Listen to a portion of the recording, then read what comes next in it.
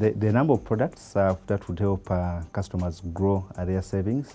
At Britam, we have retail products. These ones are tailored to SMEs, but also high net worth individuals. At the moment, we have the Britam wealth management product, and with that, we're able to allow various customers invest their savings on a short-term basis for periods of 3 months to up to 1 year. And by doing that, they're able to get a good return, but also have flexibility in terms of access to those savings going forward, which is very good for businesses. Be looking at a tax obligation in the next 3 months.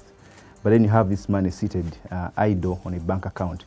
As you are aware today, if you have money on a banking account, on a savings account, it's not earning anything. So when you get to such instances, that money could as well as be invested to make a return for the next 3 months. And then, of course, it's matured to allow for payment of taxes when they fall due after the 3-month period. So that would be the goal. So how exactly is Uganda different from other markets in terms of investment? Some companies have come out to the market to borrow, and that access to funds has been provided by Ugandans. So Uganda is a good destination to invest because, of course, the number of products, but also you've seen that there's a lot of savings in the market given what is available in the pension sector, but also the kinds of savings that we see being held in the commercial banks. So would you say that stocks are a source of capital or financing businesses before they actually get to start? Stocks are very good source of capital, and we've seen many companies come and list on the Uganda Securities Exchange, and therefore be able to have access to financing by listing on the Uganda Securities Exchange. So yes, indeed, stocks are very good source of capital for SMEs that are willing to have access to financing. Deciding to invest is the first step taken. The choice of what to invest in is another entirely. We undertake a lot of research. We have a team of qualified analysts that conduct research for us to ensure that we're investing in opportunities that would ideally create a lot of a return on investments for our customers. So how would you say that Uganda is performing in areas of local investment? In areas of local investment, I think we are doing well.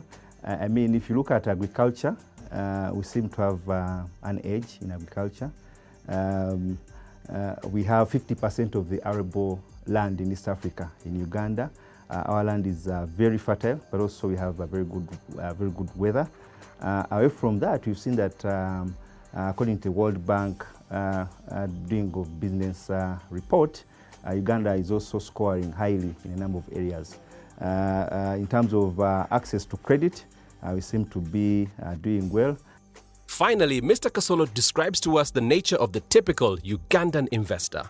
For example, I mentioned when we talked about securities, which are tradable financial assets, we see that the equity securities tend to have a bit of an elevated risk profile, because I mean, you're investing in a company and you expect this company to give you, to pay you a dividend at the end of the day. But from what we've seen from the release of financial results from most of these companies, we see that there are certain years which are very good, and then there are years when there's a decline in profitability.